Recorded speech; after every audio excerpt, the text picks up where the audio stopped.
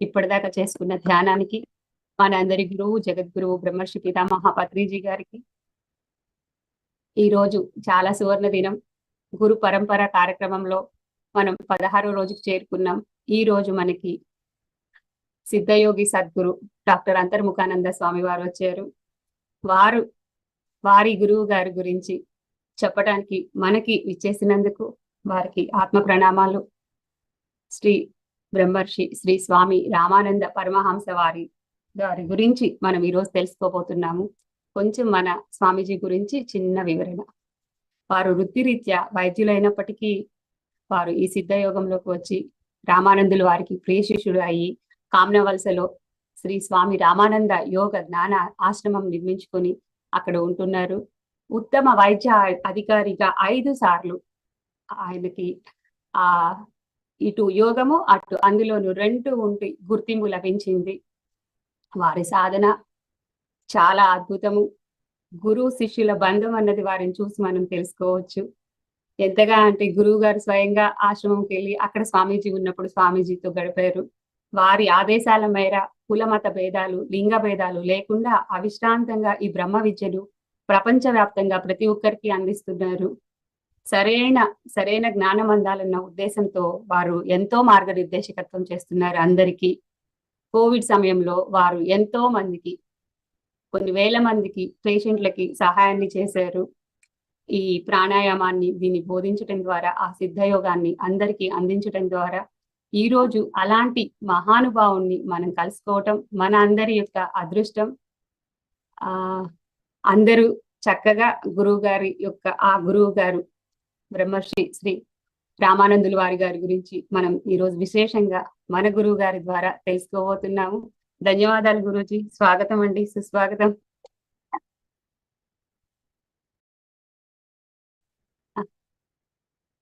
Unmute చేసుకో, ఇంకా మాట్లాడండి స్వామి. ఇప్పుడు నా వాయిస్ వినపడుతోంది కదా? వినిపిస్తుంది స్వామి.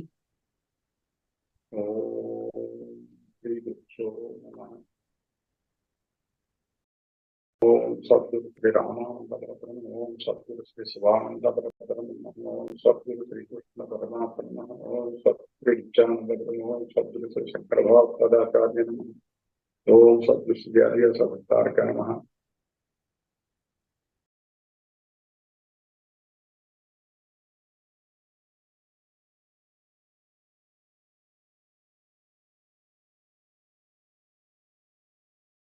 ప్రారంభించండి.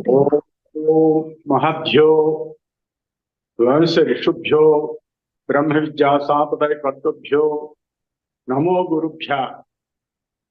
నారాయణ సమారంభాన్ శ్రీ శివానంద మధ్యమాన్ శ్రీ రామానందావతిమహం వందే గురు పరంపరాన్. యోగీశ్వరం ప్రణమ్యాహం శ్రీ రామానందం మహానతిం. యోగాభ్యాసం సమారంభే మోక్ష సామ్రాజ్యదాయనం.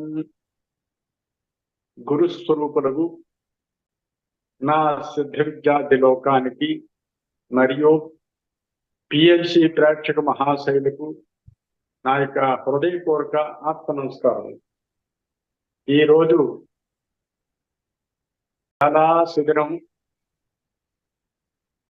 నా గురువు గారు బ్రహ్మర్షి సద్గురు శ్రీ శ్రీ శ్రీ స్వామి రామానంద పరమహంస వారి గురించి, వారు చెప్పిన వేదాంతం గురించి చెప్పే అవకాశం పిఎంసి అనితా శ్రీనివాస్ వారు అవకాశం కల్పించారు.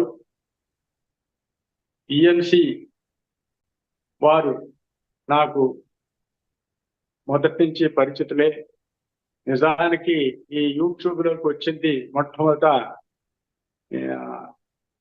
పిఎంసి ద్వారానే. 2019లో పత్రిజీ గారి సమక్షంలోనే నేను కట్టాల్లోన ఉపన్యాసం ఇచ్చాను. అంతకు పూర్వం ఆ స్పీచ్ ని రికార్డ్ చేశారు. రికార్డ్ చేసి అందులోనే మీరు ఇంతవరకు చేస్తున్నది ప్రాణాయామం కాదు, నిజమైన ప్రాణాయామం ఏమిటో ఈ వీడియోలో తెలుసుకోండి అని కూడా నేను చెప్పిన అంత కూడా చక్కగా అందరికీ అది ప్రచారం చేశారు. పిఎల్సి వాళ్ళకి మనకి నిత్యం అనుబంధం ఉంది. నేను 2014లోనే విజయనగరంలో పత్రిజీ గారు ఏర్పాటు చేసిన సదస్సులోన నేను 2 గంటలు మాట్లాడాను. పక్కనే ఉండి అన్ని విన్నారు. అప్పుడు నందతో చెప్పారు, శాస్త్రపరంగా చెప్పిన వ్యక్తి ఇప్పుడు దొరికారు నంద అని కూడా చెప్పారు. ఆ విధంగా ఈ గురు పరంపరలో ఇప్పుడు చెప్పే అవకాశం ఇచ్చినందుకు టిఎన్సి వారికి, అనితా శ్రీనివాస్కి అందరికీ నా యొక్క కృతజ్ఞత అభివందనాలు. మరొకసారి చెప్పేది ఏమిటంటే, ఈ బ్రహ్మ విద్యా సాంప్రదాయంలో ఏంటంటే నారాయణ సమారంభం శ్రీ శివానందం నారాయణం పద్భవం వశిష్ఠం శక్తిం తత్పుత్ర పరాశరంచ వ్యాసం సుఖం గౌడపాదాచారి గోవిందపాదాచారి శ్రీ శంకరాచార్య శ్రీ శివానందం శ్రీ రామానందం వీరందరూ మన గురువులు. గురు పరంపర. ఈ గురు పరంపరలోన మా గురువు గారు స్వామి రామానంద పరమహంస వారు, పరమ గురువు గారు స్వామి శివానంద పరమహంస వారు. ఈ గురు పరంపరలో మనం చెప్పేది ఏంటంటే, సిద్ధయోగ విద్య, అంతర్ముఖ ప్రాణాయామము, బుద్ధి యోగము పేర్లతోన ఒకే యోగ విద్యని, ప్రాణాయామాన్ని చెప్తున్నాము. మన గురుదేవుడి వద్ద నేను 1979 మే 1వ తారీఖున శ్రీ జగద్గురు ఆదిశంకరాచార్యుల జయంతి నాడు నేను ఉపదేశం పొందాను. నేటికి 45 సంవత్సరాలు దాటింది. గురువు గారి వద్ద నేను, నా శ్రీమతి 14 సంవత్సరాలు అనితర సేవ చేసి నేను ఇటు వైద్య వృత్తిలో ఉండి ఉద్యోగం చేస్తూ రాత్రి పగలు అనకుండా కూడా గురు సేవ చేస్తూ వారి వద్ద ఈ బ్రహ్మ విద్యని, యోగ విద్యని శాస్త్రపరంగా భగవద్గీత, ఉపనిషత్తులు, బ్రహ్మసూత్రాలు, ఇతర భారత భాగవత రామాయణాలు, యోగ వాసిష్టం ఇటువంటి సద్గ్రంథాల ద్వారా వాటి సారాన్ని మన గురుదేవులు నాకు బోధించారు. దీంట్లో ఈ మన గురువు గారు ఏంటంటే, వారు ఆజన్మ బ్రహ్మచారి. వారు కేరళలో కన్నూరు డిస్ట్రిక్ట్ లో కల్యాసేరి అనే గ్రామంలో పుట్టారు. వారు ఉన్నప్పుడు సర్వేయర్ గా పనిచేశారు. సర్వే డిపార్ట్మెంట్ లో పనిచేస్తుండగా తీవ్ర వైరాగ్యంతో ఉండేవారు. అందువల్ల ఏంటంటే, ఈ ఉద్యోగం నేను చేయలేను, నేను దైవాన్ని తెలుసుకునే ఆరాటపడుతున్నాను, నా గురువు కావాలంటున్నారు, కాబట్టి నా గురువు గారు ఇంకెవరో కాదు, ముందు మా నాన్నగారు కుంజకుట్టి ఎల్తచన్ అనే వారు మహాబ్రహ్మవేత్త. వారికి అనేక వందల మంది, 1000 మంది శిష్యులు ఉండేవారు. వారిని నేను గురువుగా ఎంచుకుంటానని మొదట వెళ్ళారు. ఇప్పటికే అంటే వారు అప్పటికే పరమపదించున్నారు, నిర్యాణం పొందున్నారు. మన గురువు గారు శైశవ నామధేయం, చిన్నప్పుడు పేరేంటంటే కుంజప్ప నంబియార్. వీరు 5 సంవత్సరాల ప్రాయంలోనే మేడ పైన వారి తండ్రి గారు ఇతర శిష్యులు మధ్యలో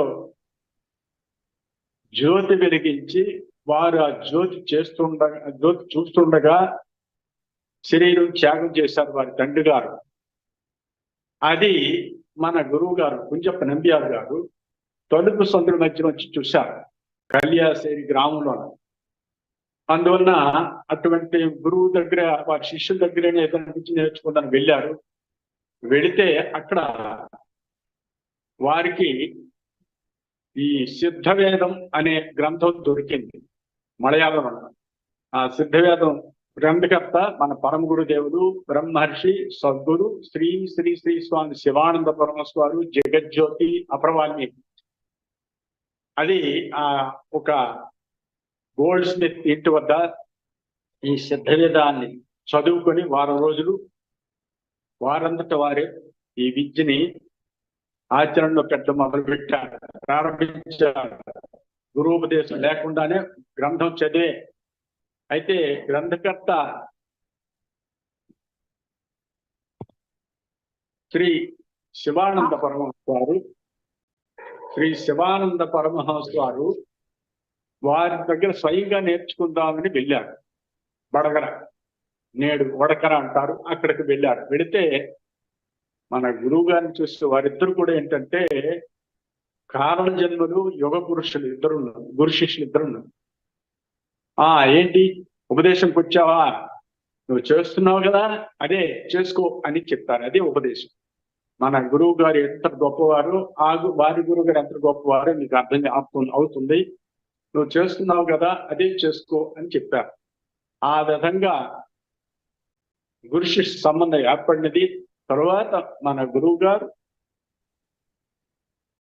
తీవ్రంగా ఈ యోగ సాధన చేస్తూ ఉద్యోగులు ఉంటుండగానే తీవ్ర సాధన చేశారు. అయినా సరే ఇక లాభం లేదు, ఈ ఉద్యోగం ఇంకా నేను విడిచిపెట్టేస్తాననే ఉద్దేశంతో వారి నేటివ్ ప్లేస్ కలియాసేరి వెళ్ళి వారి తల్లిగారు పార్వతీ అమ్మ, ఆ తల్లి కొబ్బరికాయలు నూరుతూ ఉండగా వారికి నమస్కారం చేసుకుని దూరం వెళ్ళి ఉత్తరం రాశారు, ఒక కార్డు. అప్పుడు ఆ కార్డు రాసి ఏంటంటే, నేను ఇల్లు విడిచిపెడుతున్నాను, నీకు నాకు ఇకపైన సంబంధం లేదు, నా కోసం వెతకండి అని కూడా వారు చెప్పి మన ఇటువైపు ఆంధ్రలోన ముందు ఏంటంటే ఈ గురువాయూర్ అక్కడికి వెళ్ళారు, కృష్ణ దర్శనం చేసుకున్నారు. తర్వాత ఆంధ్రలో వెంకటేశ్వర స్వామి తిరుపతి వచ్చారు. తిరుపతి తర్వాత ఏర్పేడు ఇవన్నీ తిరిగారు. తిరిగిన తర్వాత ఎక్కడ చూసినా సరే బయటే చెప్తున్నారు, కానీ అసలు అంతర్ముఖంగా లోపల ఎవరు చెప్పట్లేదని ఉద్దేశంతో ఇక్కడ గురువు గారు ఏంటంటే హిమాలయాస్ వెళ్ళి అక్కడ తపస్సు చేశారు. చిరకాలం తపస్సు చేసి అక్కడ కూడా ఈ లక్ష్మణ జోల అక్కడ ప్రాంతంలోన ఋషికేశ్లోన అక్కడ చాలా మందికి ఈ విద్యని బోధిస్తూ మళ్ళీ ముంబై బాణగంగా ఆ ప్రాంతంలోన అక్కడ కొద్దిగా అనారోగ్యం పాలయ్యారు. తర్వాత అక్కడి నుంచి కిందకు వచ్చి సౌత్ ఇండియా వచ్చేసి మన ఆంధ్రలోనే గోదావరి నది ప్రాంతంలోన వారు తపస్సు చేశారు. ఈ తపస్సు ఎక్కడంటే పాపికొండల వద్ద గురువు గారు తపస్సు చేస్తుండగా మిట్ట మధ్యాహ్నం పట్టపగలు 2 పులులు ఒక ఆవుని చంపటం కూడా మీరు ఆ తపస్సులోనే ఉండగానే అదంతా ప్రత్యక్షంగా చూశారు. అక్కడ నుంచి పేరంటాలపల్లి ఆ మీదుగా గోదావరి ఒడ్డున ఎలా వస్తూ ధవళేశ్వరం ఇప్పటికీ కూడా గోదావరి నది ఒడ్డున ధవళేశ్వరం వద్ద యోగి జనార్దన స్వామి, లక్ష్మీ జనార్దన స్వామి ఆలయం ఉంది ఇప్పటికి కూడాను. ఆ ఆలయం ప్రక్కనే కొండపైన ఒక గుహ ఉంది. ఆ గుహ ఏంటంటే అది ధవళేశ్వరం నుంచి కాశీ వరకు గుహ ఉందుట, కానీ ముఖద్వారం దగ్గరే దాన్ని కట్టేసి అక్కడ సంతాన గోపాల స్వామి వారిని ఒక విగ్రహాన్ని పెట్టారు.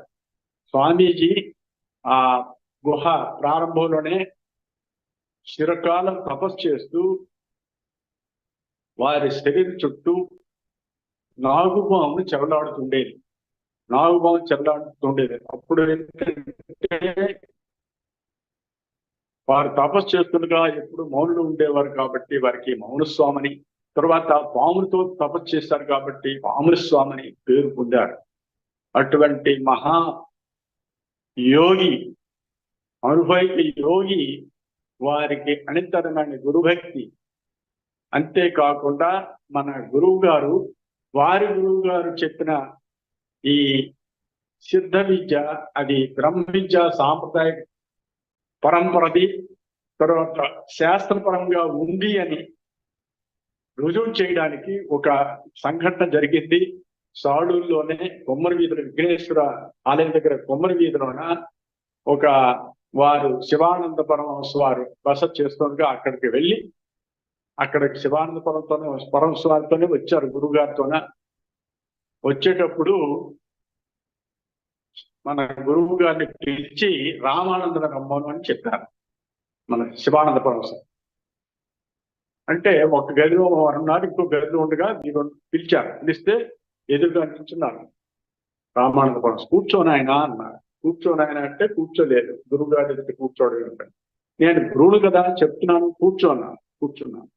కూర్చున్న తర్వాత నాయన నీకు బ్రహ్మానందాన్ని చెప్తాను అని అన్నారు. బ్రహ్మానందం చూపిస్తాను. ఈ బ్రహ్మానందం చూపించడం అనేది ఇది ఒక అద్భుతమైన సంఘటన. ఈ సంఘటన ఏమిటంటే స్త్రీ పురుషులు కలయికలోన ప్రాణం తాత్కాలికంగా సుషుమ్నాలోంచి అది కచ కచ కచ కచ అంటూ లోపలికి వెళ్తూ ఉంటుంది ప్రాణశక్తి. ఆ వెళ్ళేటప్పుడు అంతర్ముఖం అవుతారు అందరూ, ఇంద్రియాల నుంచి విరమణ జరుగుతుంది. అలాగే వెళ్ళి ఇక్కడ ఈ బ్రహ్మానందం అంటే మెడికల్ గా మనకి యాక్టివ్ డక్ట్ ఆఫ్ సిల్వియస్ అని ఒక గొట్టం ఉంది మెదడు తాలూక భాగంలోన బ్రెయిన్ స్టెమ్ లోన. దానికి థర్డ్ వెంట్రికల్ అని ఇప్పుడు మనం అందరూ మూడో నేత్రం అని అంటున్నారు కదా, ఈ రెండింటికి మధ్యలో ఒక రంధ్రం ఉంది. ఆ రంధ్రాన్ని దగ్గరికి వెళ్ళి ప్రాణం తడితే ఆనందం కలుగుతుంది, బ్రహ్మానందం. ఆ బ్రహ్మానందం కోసమే సకల జీవులు కూడా, మానవులే కాదు ప్రతి జీవి కూడా ఈ లైంగిక సుఖం కోసమని వెంపర్లాడుతున్నాయి.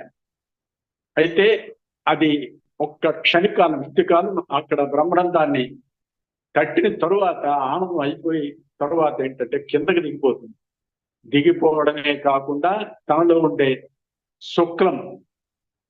శుక్లం ఓజస్సు తేజస్సు అవన్నీ కూడా ఏంటంటే వెంటనే కిందకి దిగిపోయి తన మస్తిష్కంలో ఉండే ఆ ఓజస్సు తేజస్సు అనేది కూడా తగ్గిపోతూ ఉంటుంది. అందువలనే ఈ లైంగిక సుఖం కోసం బ్రహ్మాండం కోసం మనం ప్రయత్నం చేస్తున్న కొద్దీ మనలో ఉండే శక్తి ఇవన్నీ తగ్గిపోతూనే ఉంటాయి. కానీ పెంచే పద్ధతి ఏమిటంటే యోగులు ఒక్కరే పెంచగలరు. వాళ్ళు ఏంటంటే నిరంతరము యోగ సాధన చేస్తూ మన శరీరంలో ఉండే కఫాన్ని, మాలిన్యాన్ని యోగ అగ్ని చేత దగ్ధం చేసి శుద్ధి చేసి నాడీ శుద్ధి కలిగి అక్కడ ఉంచగలుగుతారు ఎప్పుడు.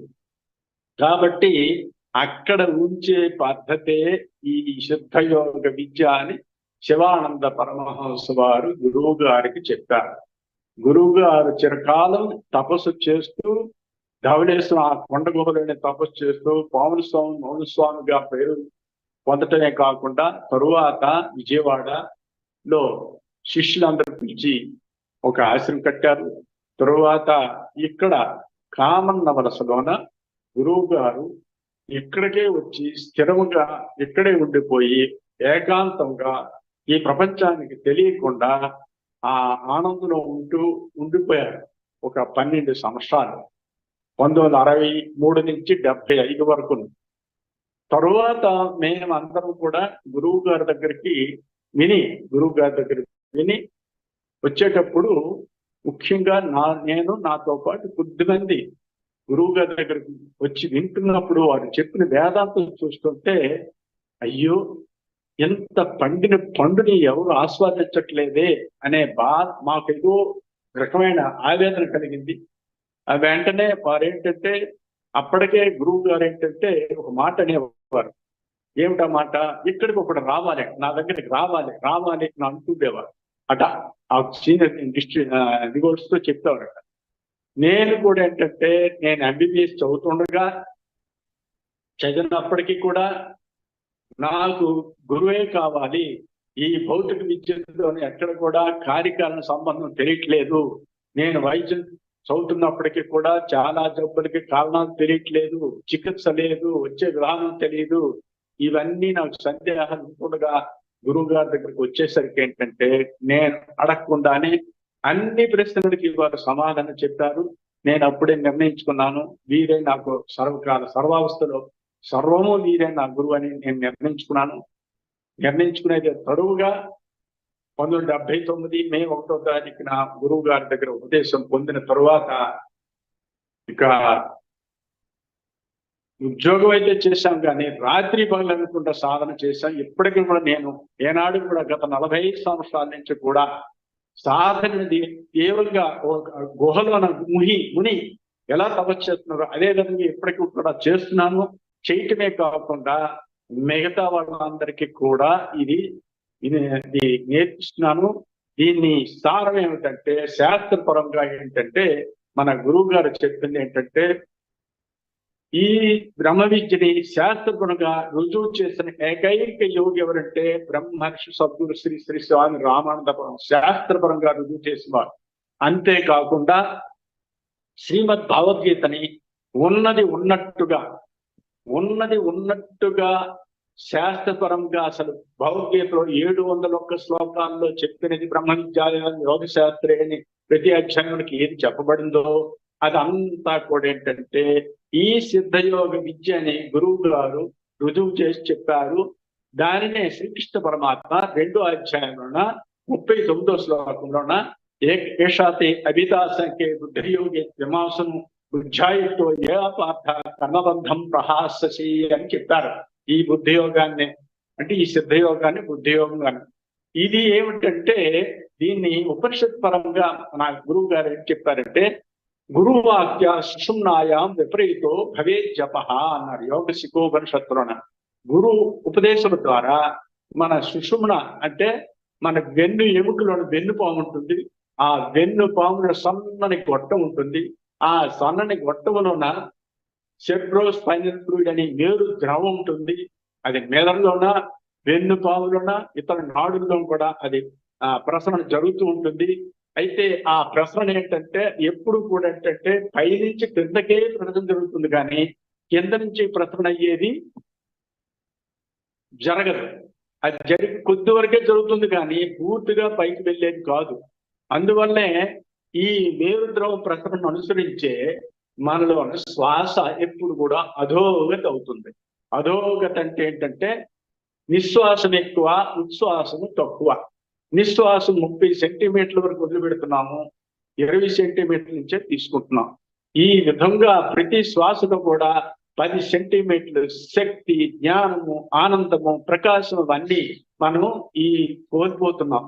ఆ కోల్పోవడం వలనే మనం చిన్నప్పటి నుంచి కూడా మనలో ఉండే ఈ మేధాశక్తి కానీ, ఆరోగ్యం కానీ, మానసికంగా, శారీరకంగా అన్ని కోల్పోయి ఏంటంటే మనం భగవంతుని మర్చిపోయి, మనమే భగవత్ స్వరూపం అయ్యుండి కూడా మనం మర్చిపోయి భగవంతుడిని బయట వెతుకుతున్నాం. ఇదే శాస్త్రపరంగా గురువుగా రుజువు చేసింది ఏంటంటే, అయనే దక్షిణే ప్రాప్తే ప్రపంచాది ముఖంగత అహంకార అభిమానైన జీవస్యాది సదాశివాన త్రిశిఖి బ్రాహ్మణోపనిషత్తులోన. మనం అందరము ఇక్కడ ఉండేటప్పుడు మనము శివుడమే, సదాశివుడమే, ఈశ్వర స్వరూపులనే, బ్రహ్మస్వరూపులనే అయినప్పటికీ కూడా ఏంటంటే మనలో శ్వాస అనేది క్రిందకి అయనే దక్షిణే ప్రాప్తి క్రిందకి రావటం వల్ల ఏంటంటే ప్రపంచానికి అభిముఖులై మనము జీవులం అయిపోతున్నాం. ఈ జీవనం అయిపోయిన తర్వాత మనలో ఏంటంటే అన్ని రకాల శక్తులు ఉడిగిపోయి ఇంద్రియ చెప్పడంతో ఏంటంటే మరి కాస్త వాసన బలం కలిగి అలాగా చనిపోతూ పుడుతూ ఈ జన్మ పరంపరలకు దోనవుతున్నాం. దీని నుంచి తప్పించుకోవాలనుకుంటే ఉత్తరాభిముఖో భూత్వా స్థానాంతరం క్రమాత్ మూర్ధ్యాదాయ ఆత్మనస్థానం యోగాభ్యాస స్థితశ్చరణి త్రిశక్తి బ్రాహ్మణోపనిషత్తులు గురువు గారు చెప్పారు. మన యొక్క ఈ శ్వాసని దీన్ని ఇటు వెళ్తున్నది ఇటు తీసుకువెళ్ళాలి. ఈ కిందకు వెళ్తున్న శ్వాసని పైకి తీసుకువెళ్లే శ్వాస ఎంతో ధ్యాస పెట్టడం, ఈ శ్వాస మీద ధ్యాస. అదే బుద్ధ భగవానుడు చేశారు. అయితే దానికి ఏంటంటే అదేది చేయకుండా మనం ధ్యానం చేస్తున్నాము, అది కొంతవరకు. కానీ మనం చేయవలసింది ఏంటంటే ఈ శ్వాసను మీదకి నడపాలనుకుంటే మనం మొదటి నుంచి కూడా పుట్టిన దగ్గర నుంచి కూడా ఇలాంటి శక్తి కోల్పోవడం వల్ల మనలో శరీరంలో ఉన్న వేడి తగ్గిపోవడం వల్ల, ప్రాణశక్తి తగ్గిపోవడం వల్ల మనలో కఫం తయారవుతుంది. ఈ కఫం అనేది ఏంటంటే వెన్నలాంటి కఫాన్ని మనం తొలగించందే మనం పైకి వెళ్ళలేం. పైకి వెళ్ళనిదే అలాగే వెళ్ళనిదే మేరుద్రవం అని సెబ్రోస్పైనల్ ఫ్లూయిడ్ అనేది మన మెదడుకు చేరదు. అప్పుడు తురియం అంటే ఇది. ఈ తురియం అంటే అర్థం ఏమిటంటే మన మేరుద్రవం వెన్నుపాలుండే ద్రవాన్ని పూర్తిగా ఇక్కడికి తీసుకు వెళితేనే తురియం. లేకపోతే ఏంటంటే ఈ క్రిందని ఆ బ్రహ్మరంధ్రం క్రిందనే ప్రతి జీవుడు కూడా ఏంటంటే జాగృత స్వప్న సుషుప్తి అవస్థలు మారుతూనే ఉన్నాడు. కానీ 4వ అవస్థకి చేరాలనుకుంటే ప్రత్యేకమైన ప్రయత్నం చెయ్యాలి. ఆ ప్రయత్నం చేసేది అంతర్ముఖ సిద్ధయోగ ప్రాణాయామము. ఇది క్రొత్తగా ఎవరు కనిపెట్టినది కాదు. కోట్లాది సంవత్సరాల నుంచి ఉన్న ఈ విద్యని రాను రాను ఏంటంటే అది అడుగంటిపోయింది. ఇతర దేశస్తులు ఈ భారతదేశాన్ని దురాక్రమం చేయటం వల్ల ఏంటంటే ఆనాటి యోగులు నశించిపోయి చివరికి ఏంటంటే తాత్కాలికంగా పై మార్గాలతోనే మనకు గడుపుతున్నాం. కానీ భగవద్గీతలో శ్రీకృష్ణ పరమాత్మ చెప్పిన స్పర్శానుకృత్వ బహిర్బాహ్య అంత్యక్షైవ అంతరే భృగో ప్రాణాపానం సమూహ నాసాభ్యంతరచారిణు అని కృష్ణ పరమాత్మ 5వ అధ్యాయం 27 శ్లోకంలోన, అలాగే 4వ అధ్యాయంలోన అపానే జొప్పతి ప్రాణం ప్రాణేపానం పదాపరే ప్రాణాపాన గతిరుద్ధ ప్రాణాయామ పరాయణ 4వ అధ్యాయంలోన, అలాగే సమంకాయ శిరోగ్రీవం ధారయం నచలం స్థిర సంప్రేక్ష నాసికాగం సందిశ్చ అవలోకన 6వ అధ్యాయంలోన ఈ 3 శ్లోకాలతో ఏంటంటే మొత్తం ఈ సిద్ధ విద్య అనేది కృష్ణ పరమాత్మ స్పష్టంగా తెలియజేశాడు. అయితే దీనిని అర్థం ఈ పదజాలాన్ని అర్థం చేసుకోలేక నేటి ప్రపంచం అంతా ఏంటంటే బాహ్య వాయువుతోనే సాధన చేస్తున్నారు. బాహ్య వాయువుతోనే సాధన చేస్తున్నారు, లేకపోతే ఏ సాధన చేయకుండా కళ్ళు మూసుకొని ధ్యానం చేస్తున్నారు. నేను మరి అందరినీ ప్రార్థించేది కోరి ఏంటంటే ఎవరిని నిందించాలని ఉద్దేశం కాదు. అనుభవపూర్వకంగా సత్యమైన ఈ విద్యని నా అనుభవం ద్వారా నా గురువు ద్వారా నేర్చుకున్నది నేను ప్రపంచానికి తెలియజేయాలని మా ఉద్దేశంతో ఏంటంటే ఇవన్నీ చెప్తున్నాను. ఇందులో ఏమిటంటే 8వ అధ్యాయం శ్రీకృష్ణ పరమాత్మ ఏం చెప్పారు స్పష్టం ఇది ఎలా చెయ్యాలి అని దానికి ఏంటంటే ప్రయాణకాలే మనసాచలేన భక్త్యాయుక్తో యోగబలేన చేయవ భ్రువోర్ మధ్య ప్రాణం ఆవేశ సమ్యక్ సతం పరం పురుషం ఉపాయం దివ్యం అన్నారు. అంటే ఈ ప్రయాణ కాలం ఏంటంటే ప్రతి జీవుడు కూడా ఏంటంటే ఈ శ్వాస క్రిందకే పోవడం ఏంటంటే అలా పోయి చివరికి ఎక్స్పైర్ తుది శ్వాస ద్వారా జీవుడు ఖాళీ చేస్తున్నాడు. కానీ ఇప్పుడు ఏంటంటే మనం మీదకు తీసుకువెళ్ళాలి. ఆ మీదకు తీసుకువెళ్ళేది అసలైన ప్రయాణ కాలం. అన్ని జీవులు ప్రయాణం చేసేది క్రిందకి, కానీ యోగి ఒక్కడే ఈ పైకి ప్రయాణం చేసే కాలం. అంటే ఆ విధంగా మనసు అచలైన మనసు స్థిరంగా ఉంటుంది ఎప్పుడు పైకి ప్రయాణం చేస్తే. అది ఎలాగనన్ను అది ఏ విధంగాను భ్రువోర్ భక్త్యాయుక్తో యోగ బలేనచ ఏవ అంటే భక్తితోన యోగ బలన చేతను అక్కడికి పైకి ప్రయాణం చెయ్యాలి. ఈ పైకి ప్రయాణం చేసేటప్పుడు భ్రువోర్ మధ్య ప్రాణం ఆవేశ ప్రాణాన్ని భ్రూ మధ్యలోకి ప్రవేశింపజేయాలి. ప్రవేశిస్తే ఏం కనబడుతుంది సమ్యక్ సతం పరం పురుషం ఉపైతి దివ్యం. ఆ తేజోరూపం బ్రహ్మ తేజస్సు అనేది ఇక్కడ భ్రూ మధ్యలో మనకి కనబడుతుంది. మనకి ఇప్పుడు కనబడాలనుకుంటే ఏంటంటే మన మేరు ద్రవాన్ని మన ప్రాణాన్ని అది పైకి పంపించాలి. ఇది సిద్ధ విద్య. ఇది తెలియకపోవడం వల్ల ఏంటంటే అనేక రకాలుగా తప్పుడుగా అర్థాలు చేసుకుంటారు. ఈవెన్ కొంతమంది ఏంటంటే అసలు ఇక్కడ ఈ చిదాకాశం అనేది తెలియక 3 ఆకాశం దగ్గర దేవుడు కనబడతాడని చెప్పుకునే వాళ్ళు కూడా ఉన్నారు అర్థం చేసుకోలేక. 3 ఆకాశాలు కాదు, 3 ఆకాశాలు ఏంటంటే చిదాకాశం, చిత్తాకాశం, భూతాకాశం 3 ఉన్నాయి. గాభ్యాం సునితం విద్ధి చిదాకాశం మహామునే. ఈ 3 2 లేనిది చిత్తాకాశం, భూతాకాశం. చిత్తాకాశం అంటే మన సంకల్ప వికల్పాలు, భూతాకాశం అంటే మనం బయట చూసే ఆకాశం. ఈ 2 లేనిది ఉండేది ఏది చిదాకాశం ఒక్కటే. బ్రహ్మ విద్య అంటే అర్థం ఏంటంటే ఈ చిదాకాశాన్ని చూడాలి, అనుభవించాలి, జ్యోతిని చూడాలి, అనుభవించాలి. ఇదే అన్ని చోట్ల ఈ చిదాకాశం గురించే చెప్తున్నారు. చిదాకాశానికి ఎంతంటే దానికి మన భగవద్గీతలోనే ఏం చెప్పారంటే జ్యోతిషానుపి తజ్జ్యోతి తమస పరముచ్యతే జ్ఞానం జ్ఞేయం జ్ఞానం హృది సహస్ర విష్ఠితం అని 13వ అధ్యాయం చెప్తారు. జ్యోతులన్నిటికంటే జ్యోతి ఇక్కడ ఉంది, అది తమస పరముచ్యతే, అక్కడ చీకట ఉండదు. జ్ఞానం జ్ఞేయం జ్ఞానగమ్యం, అక్కడే అదే జ్ఞానం అదే జ్ఞేయం, ఈ శాత జ్ఞాన గమ్యం కూడా అది అక్కడికి చేరాలి. ఆ చేరే విధానమే ఈ సిద్ధయోగ విద్య. అది ఎలాగా చేయాలంటే నిరంతరము కూడా ఈ రాపిడి చెయ్యాలి. మనం రాపిడి చేయాలంటే మన శ్వాస ఎప్పుడు ఇటు పోతుందాన్ని ఇటు నడిపించాలి ఎక్కువ. కాబట్టి ఇలా రాపిడి చేయగా వేడెక్కి కఫం కరిగి ఊర్ధ శ్వాస ప్రారంభం అవుతుంది. ఊర్ధ శ్వాస అంటే ఉచ్ఛ్వాసం పొడిగింపు అవుతుంది. ఈ పొడిగింపు దాని పేరే ప్రాణాయామం. ప్రాణాన్ని పొడిగించేదాన్ని ప్రాణాయామం. దాన్ని ఇక్కడ కలుపుతున్నాం కాబట్టి దీన్ని యోగం అన్నారు.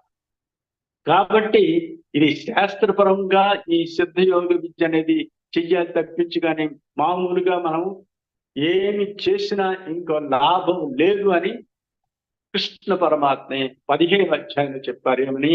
యతంతో యోగినశ్చైనం పశ్యంత్యాత్మన్యవస్థితం యతంతో ప్రకృతాత్మానం నైనం పశ్యంచేత సహా. కొంతమంది అంటారు విమర్శితని విమర్శించకూడదని. ఇతర వ్యక్తులు మనకి విమర్శన అక్కర్లేదు, ఇతర మార్గాలు మాత్రం ఇవి తప్పుడుగా చెప్పబడుతున్నాయంటే మాత్రం చెప్పక తప్పదు. అదే కృష్ణ పరమాత్మ కూడా చెప్పారు. ఏమని? యతంతో యోగినశ్చైనం, యోగ ప్రయత్నము చేతనే పశ్చంత్యాత్మని అవస్థితం, తనలోపు ఉండే ఆత్మదర్శనం. ఆత్మదర్శనం అంటే జ్యోతి దర్శనం. యతంతో అపి, ఇతర ప్రయత్నం చేసినప్పటికీ కూడా నైనం పశ్చంచేత సహా, చూడలేరు అని అన్నారు. ఆత్మ అంటే చాలా మంది ఆత్మ అంటే ఏంటి, అది ఒక వేరుగా అనుకుంటున్నారు. ఆత్మ అంటే అహం ఆత్మ గుడాకేశ. ఓ అర్జున, నిద్రను జయించిన వాడా, నేను ఆత్మని. అహం ఆదిత్య మధ్యంచ భూతానా అంత ఏవచ, నేను మన పుట్టుకలోనే నేనే ఉన్నాను, మీ శరీరంలోనే నేనే ఉన్నాను, మీరు శరీరం విడిచిపెట్టిన కూడా నేనే ఉన్నాను. ఆ ఆత్మ ఏంటంటే జ్యోతి. యో అంతఃసుఖో యో అంతరారామో తథా అంతర్జ్యోతిరేవయ సయోగి బ్రహ్మ నిర్వాణం బ్రహ్మభూతోది గచ్చతి. 5వ అధ్యాయం. ఎవరైతే ఈ యోగ సాధన చేస్తుంటారో అంత సుఖం, అంత ఆరామం, విశ్రాంతి అక్కడ, సుఖం అక్కడ, జ్యోతిని అక్కడ చూస్తారు. ఆనందం అంటే ఇవన్నీ కాదు. యోగ సాధన ద్వారా, ప్రాణాయామం ద్వారా జ్యోతిని ఇక్కడ దర్శనం చేసుకోవాలి. జ్యోతిని దర్శనం చేసేదే బ్రహ్మ విద్య. అంతేగాని ఇవన్నీ కూడా మనము ఎన్ని సంవత్సరాలు తపస్సు చేసినప్పటికీ కూడా, అసలు తపస్సు అంటే అర్థం ఏమిటి? తప్పితే ఇది తపహ.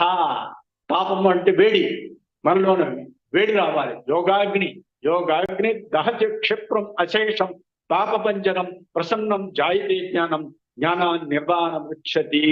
యోగాగ్ని చేతనే మనలో ఉండే ఈ పాప పంజనం అనే దీంట్లోని కఫం ఉంది, దాన్ని తొలగించాలి. అప్పుడు మనకి నిర్వాణం, జ్ఞానం కలుగుతుంది. ఇది కాకుండా శిల మృద్దాలు పాత్రేషు దైవృత్తి ప్రకల్పితా అకల్పిత స్వయం జ్యోతి ఆత్మానో దేవతాన కిం.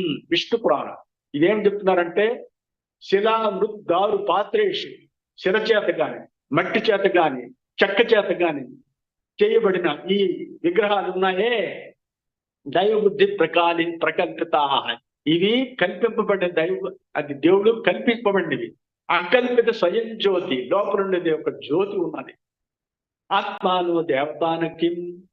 ఆ విధంగా ఇవన్నీ అర్థం పూజలు లేకపోతే చేయటం వల్ల ఉపయోగం ఏముంది అని విష్ణు పురాణం చెప్తుంది.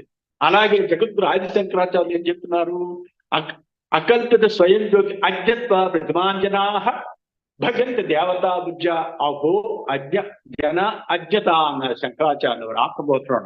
అదేమిటంటే ఈ అకల్పితమైన స్వయం జ్యోతి ఇక్కడ తమస పరముచ్యతే ఆదిత్యం తమస పరస్తాత్ అని 8వ అధ్యాయం చెప్పినట్టు అది అకల్పితమైనది, న్యాచురల్, స్వయంగా ఉండే ఆ జ్యోతి ఏంటంటే అజ్ఞత్వ ప్రతిమాంజడా.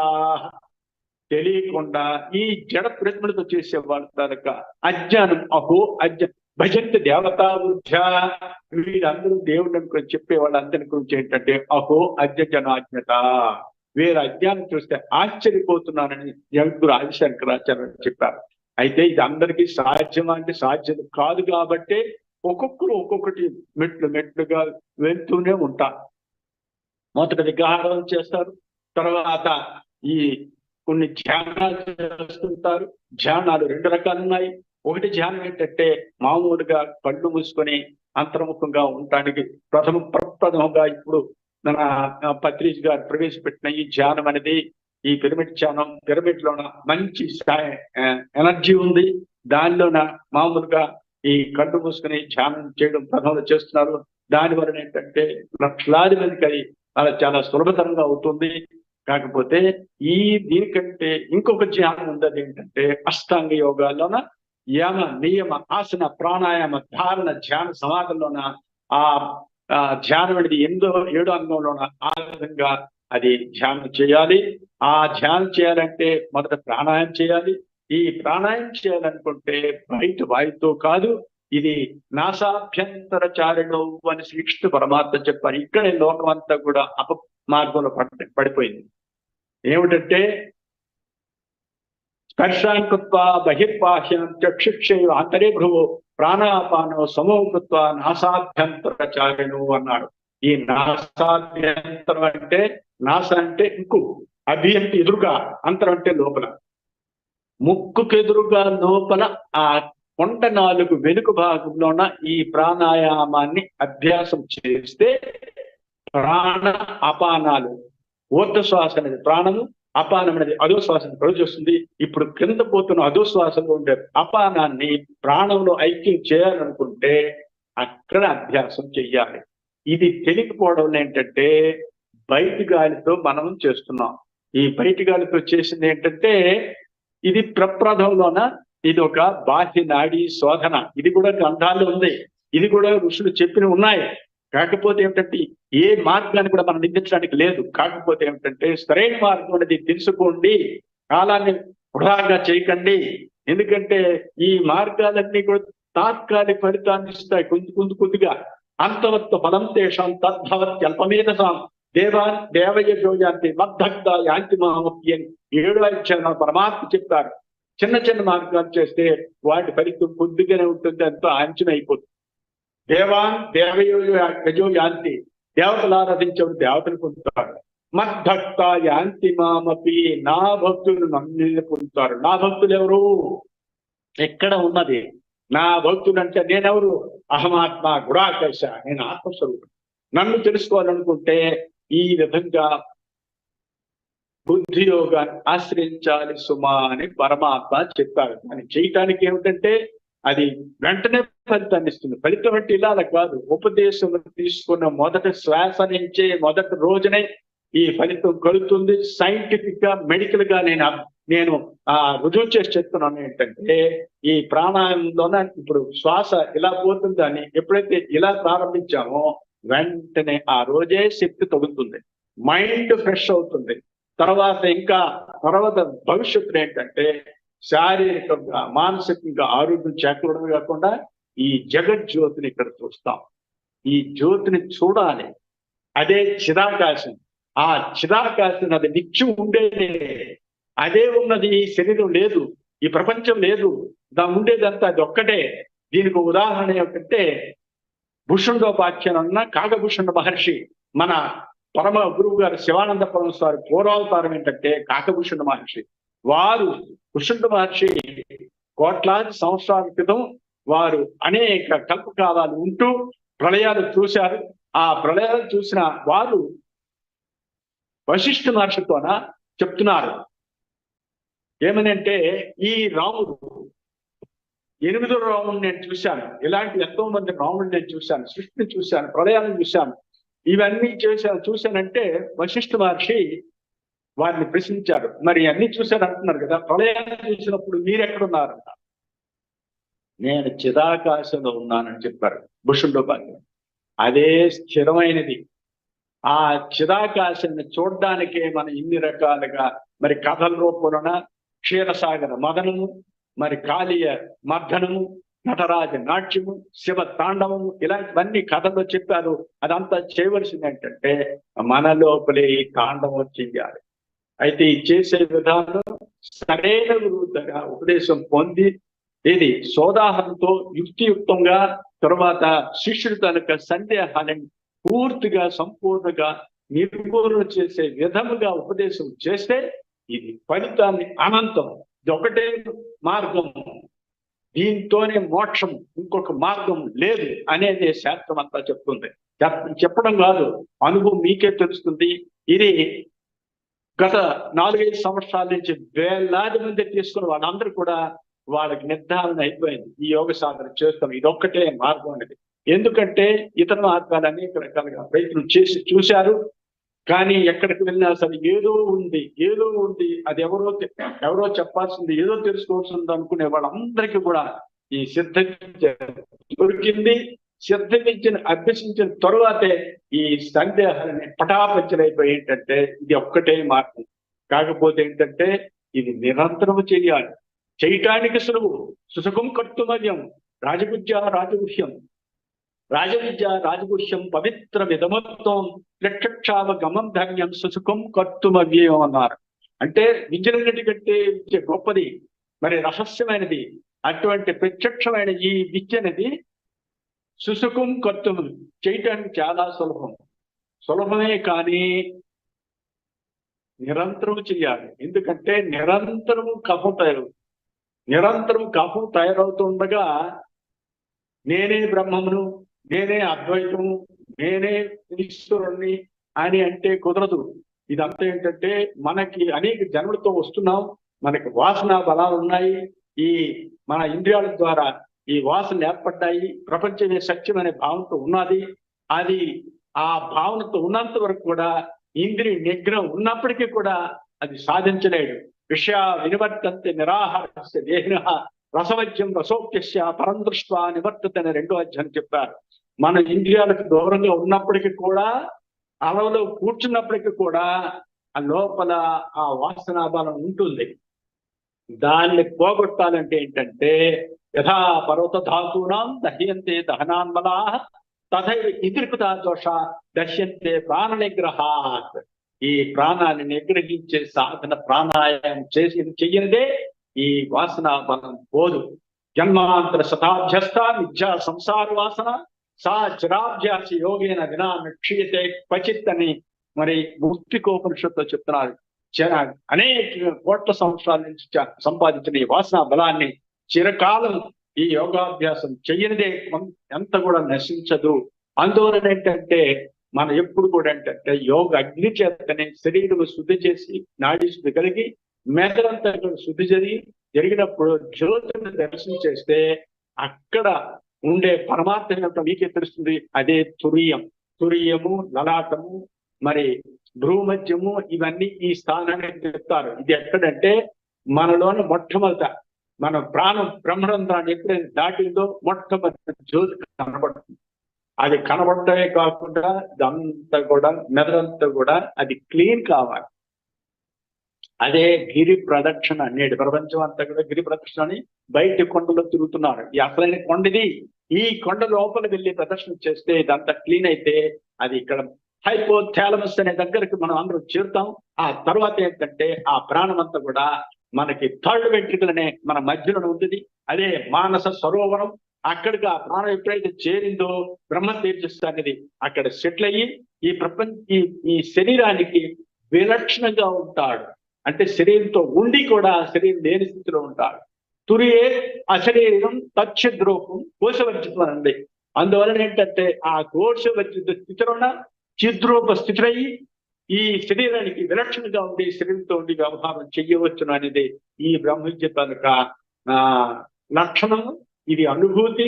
ఇది ఎంతకైనా ఇన్ని గంటలని చెప్పుకుంటూ పోవచ్చు. కాకపోతే మాకు ఇచ్చిన సమయం అనేది మరి ఎంతవరకు అతిక్రమైందో నాకు తెలియదు. ఇంకా మాట్లాడమంటే మాట్లాడతాం, లేదంటే టైం అయిపోతే క్లోజ్ చేస్తాను. ఈ ఉపోద్ఘాతం సరిపోతుందని అనుకుంటాను. సమయం అయిపోయింది స్వామి. మనకి ముందు కొంచెం సహకరించినందువలన ఇంకొకసారి వీరి తీసుకుంటాము తప్పనిసరిగా. సిగ్నల్ బాగా ఉన్న సమయంలో ఇప్పటి వరకు వీరు ఇచ్చిన జ్ఞానానికి చాలా చాలా ధన్యవాదాలు స్వామి. ఇప్పుడు మీరు ఏదైతే బోధించారో అది కొంతమందికి, మనకి ఈ సాధనలో ఉన్న వారందరికీ కూడా అనుభవం ఉన్నది. చేయగా మన పత్రిజీ గారు ఏం చేశారంటే రివర్స్ లో వచ్చాయన్నమాట. మీరు ఎలా అయినా కూర్చోండి అని చెప్తున్నారు. ఫస్ట్ కూర్చోవటం అలవాటు అయిపోతే ఇది మీకు తెలుసు, మీకు చెప్పేంత దానిని కాదు కానివ్వండి. సందేహాలు ఉన్నప్పుడు మీలాంటి గురువుల దగ్గరికి వచ్చి వారు తీర్చుకుంటున్నారు. అవును. థ్యాంక్ యూ అండి. చాలా చాలా ధన్యవాదాలు. ఇందులో వచ్చిన వారి అందరికీ హృదయపూర్వక ధన్యవాదాలండి. చూస్తున్నవారు, వీక్షిస్తున్నవారు. కాబట్టి మేము ఏంటంటే ఎవరికి తెలిసినా ఏ విధంగా తెలిసినా గురువు తాలూకా ఈ విద్య అనేది తెలియాలి, బాగుపడాలి అనే ఉద్దేశంతో వచ్చాం తల్లి. చాలా సంతోషం. మరి అందరికీ కూడా మరి పిరమిడ్ వాళ్ళందరూ ఈ విధంగా సహకరించిన వారు అందరికీ కూడా నేను కృతజ్ఞతలు తెలియజేస్తున్నాను. అమ్మా చాలా ధన్యవాదాలండి. మీరు ఇలా రావటం అందరికీ ఎంతో ఆనందదాయకం. ఎందరో ఇప్పుడు మనకి పిఎంసిలో వచ్చిన తర్వాతనే మన ఆశ్రమాన్ని చాలా మంది దర్శించారు, చాలా మంది వస్తూ ఉన్నారు. మమ్మల్ని అడిగిన వారికి కూడా మేము అడ్రస్ చెప్తూ ఉంటాం. నేను అమెరికా వెళ్ళినప్పుడు అక్కడ కూడా చాలా మంది తారసపడ్డారు. అన్ని మార్గాల వాళ్ళు అక్కడ ఈ పిరమిడ్ మెడిటేషన్ చేసే వాళ్ళు కూడా చాలా మంది ఉపదేశాలు తీసుకున్నారు. అందరికీ కూడా ఉపయోగపడుతుంది. ఏది తప్పు కాదు. ప్రథమ దశలో ఏవి ఇంకా మీద వెళ్ళాలి అనుకుంటే ఇప్పుడు ఈ చెప్పిన వారికి చెయ్యాలి అనేది నా అభిలాష. అవును స్వామి, అవును. మా అందరికి చాలా చక్కగా బోధించారు. ధన్యవాదాలు. మిత్రులారా, గురుభక్తులారా, విచ్చేసిన వారందరికీ ఇంకొకసారి నమస్కారాలు. స్వామీజీ అందరూ మీకోసం నమస్కారాలు తెలుపుకుంటున్నారు. యూట్యూబ్ లో కూడా చూస్తున్న వారు అక్కడ ఒక 80-90 మంది వరకు లైవ్ చూస్తూనే ఉన్నారు. వారు కూడా మీ అందరికి వాళ్ళందరూ అంత సాధన చేస్తున్నారు, ఆనందం పొందుతున్నారు వాళ్ళు. అందువల్ల నేను ఎక్కడ కనిపించినా సరే రెడీగా ఉంటారు అందరూ. అవునండి, అవును. సమయం ఇంకా ఆసన్నమైంది కాబట్టి తప్పదు. ఇంకొకసారి కలుద్దాం మిత్రులారా. అందరికీ హృదయపూర్వక నమస్కారాలు. ఇప్పటి వరకు ఈ చూసిన వీడియోని మరలా యూట్యూబ్ లో చూడండి. ఆ తర్వాత మీకు ఇంకా గురూజీ బోధించిన దానిలో జ్ఞానాన్ని ఇంకా తీసుకోండి. తప్పనిసరిగా అందరూ ఈ వీడియోని లైక్ చేసి అందరికీ, మన గురుభక్తులందరికీ పంచండి, షేర్ చేయండి. ఈ ఛానల్ ని సబ్స్క్రైబ్ చేసుకోండి. ఇలాంటి మహానుభావుల సాంగత్యం మనకి ఎంతో మంది ఉన్నారు. ఇందులో 11 గంటలకి మనము అనస్థేషియా పుస్తకాన్ని, దానిలో జ్ఞానాన్ని తీసుకుంటున్నామండి. అందరూ జాయిన్ అవ్వాల్సిందిగా ప్రార్థన. ఇంత ఆ మహాభాగ్యాన్ని కలిగించినటువంటి అందరి గురువు, జగద్గురు బ్రహ్మర్షి పితామహ పత్రిజీకి కృతజ్ఞతలు తెలుపుకుంటూ ఈ కార్యక్రమాన్ని ఇంతటితో ముగించుకుందాము. నమస్కారాలు. సర్వే జన సుఖినో భవంతు. సర్వ ప్రాణికోటి సుఖినో భవంతు. పరిపాలయంతం న్యాయేన మార్గేణ మహిమహేష గో బ్రాహ్మణేభ్యః శుభమస్తు నిత్యం. లోకా సమస్తా సుఖినో భవంతు. ఓం సర్వే సుఖినః సంతు, సర్వే సంతు నిరామయ, సర్వే భద్రాణి పశ్యంతు, మా కశ్చిత్ దుఃఖభాగ్ భవేత్. ఓం సహనావతు సహనో భునక్తు, సహ వీర్యం కరవావహై, తేజస్వినావధీతమస్తు మా విద్విషావహై. ఓం శాంతి శాంతి శాంతి. ఓం శ్రీ గురుభ్యో నమః. జై గురుదేవ్. ఉంటాం తల్లి. శుభం.